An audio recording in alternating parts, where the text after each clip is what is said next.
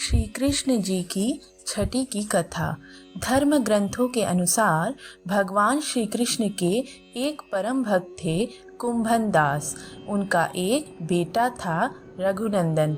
कुंभन दास के पास भगवान श्री कृष्ण का एक चित्र था जिसमें वह बांसुरी बजा रहे थे। कुंभन दास हमेशा भगवान श्री कृष्ण की पूजा आराधना में लीन रहा करते थे।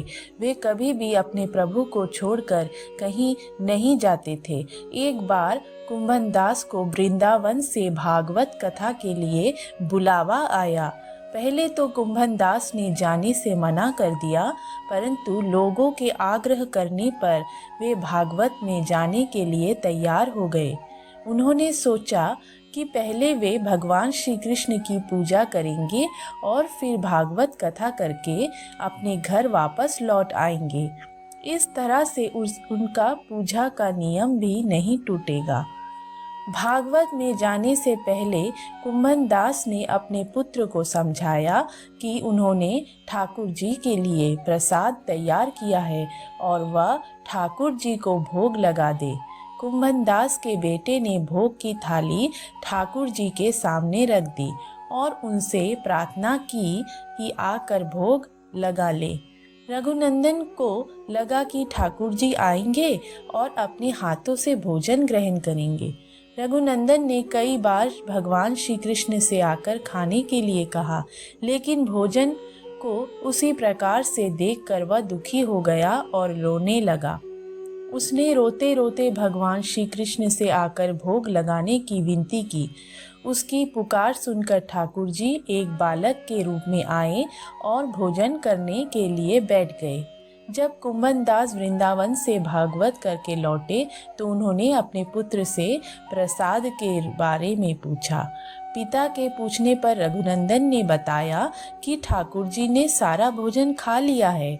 कुंभन दास ने सोचा कि अभी रघुनंदन नादान है, उसने सारा प्रसाद खा लिया होगा और डांट के डर से झूठ बोल रहा है। कुंभन दास रोज भागवत के लिए जाते थे और शाम तक सारा प्रसाद खत्म हो जाता था।